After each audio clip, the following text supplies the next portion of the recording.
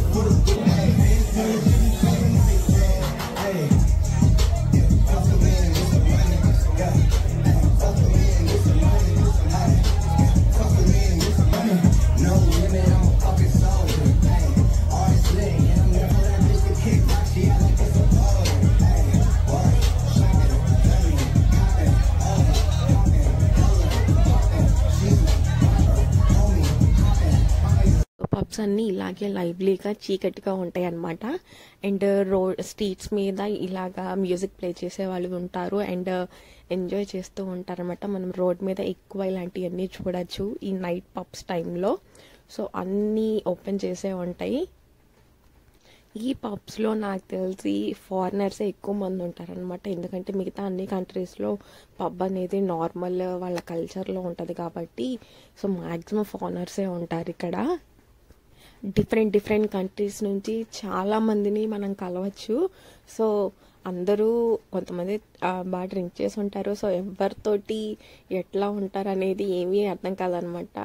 చాలా బాగా ఎంజాయ్ చేస్తూ ఉంటారు, కొత్త వాళ్ళని మీట్ అవుతూ ఉంటారు.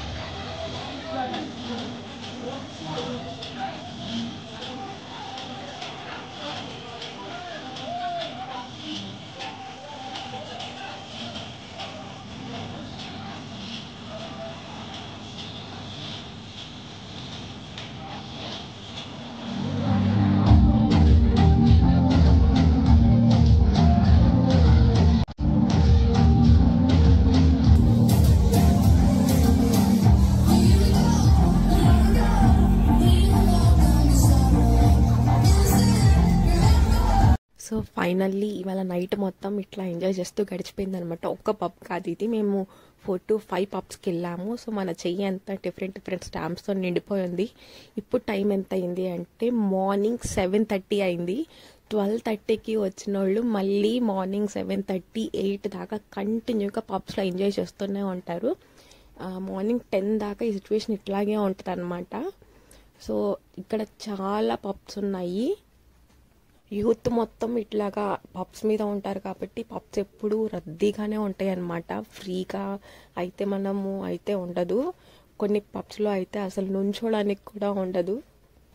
ఫుల్ పబ్స్ మొత్తం అలా స్మోకీగానే ఉంటాయి. ఆ రోజు మనం వేసుకెళ్ళిన డ్రెస్సు మాత్రం పొగ కంపు బావులుగా ఉండదు అన్నమాట. అసలు ఫుల్గా స్మోక్ చేస్తారు, ఫుల్గా డ్రింక్ చేస్తారు. ఎవరికి ఇష్టం వచ్చినట్టు అలా ఉంటాయి అన్నమాట. ఈ రిస్ట్రిక్షన్స్ ఉండవు పబ్స్లో ఉన్నంతసేపు. సో బాగా ఈ కల్చర్కి అలవాటు పడిన వాళ్ళు మాత్రం ఫుల్గా ఎంజాయ్ చేస్తూ ఉంటారు ఎవ్రీ వీకెండ్ ఇలాగా. సో సోల్లో ఇంకా ఎక్కువ ఎంజాయ్మెంట్ ఉంటుందని అందరూ అంటారు. ఇక్కడ అలాగే ఉంది సిచ్యువేషన్. ఐ హోప్ ఈ వీడియోని అందరూ ఎంజాయ్ చేశారు. ఐ నో మన మదర్స్ వాళ్ళకి కొంచెం నచ్చకపోవచ్చు కల్చర్, బట్ ఇక్కడున్న ట్రెండ్ ఇది. నేను సో అందరికీ చూపించడం కోసం రికార్డ్ చేశాను అనమాట. సో మళ్ళీ నెక్స్ట్ వీడియోలో కలుసుకుందాం. అప్పటిదాకా సీ యూ, బాయ్.